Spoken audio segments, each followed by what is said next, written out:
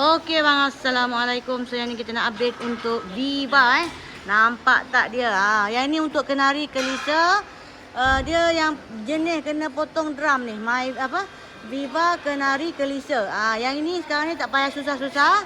Nak potong drum tak payah nak cari mesin shop. Nak beli barang saja pun sekarang sangat mudah. Buka keluar yang hub lama. Ketuk masuk dalam ni. Bearing sekarang tak ada bagi bearing. So yang lama punya bearing masuk sini. Kalau nak tukar baru pun boleh. So kaliper semua ada. Tambah bracket. Nampak? Siap. Settle. Tak payah susah-susah. Nak kena mili, nak kena lace. Sekarang dah tak payah susah bang. Sekarang dah tak susah. Semua di hujung jari saja. Yang ini kalau belakang nak beli barang Sabah Sarawak pun boleh. Tak ada masalah. So yang ini untuk Viva nampak? Yang Viva ni, ini dia punya lower arm lama. Lower arm lama kita tak galakkan lah customer tukar bush. Takut tukar-tukar sebab kereta tak pernah tukar lagi. Takut dah tukar bush, bojoin pula rosak. Dia punya bojoin ni asing bojoin mati, tak boleh nak press. Kalau kata bojoin rosak, memang kena tukar lower arm baru. So kita akan bagi dia punya lower arm baru brand Daihatsu.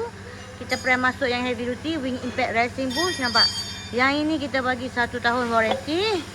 Okey, settle. Dia punya axle bush pun dah siap. Brake pasang, tengah pasang lagi. So kabel yang ini yang main dah keliru Kabel ni kita pakai kabel yang asal. Kita akan bagi satu hose sambung sini, hose ni. Ni hose. Hose ni kita akan bagi satu hose pendek sambung, pasang bleeding, siap, settle. Ini lagi ada apa? Itu boleh pasang coupling kau tu.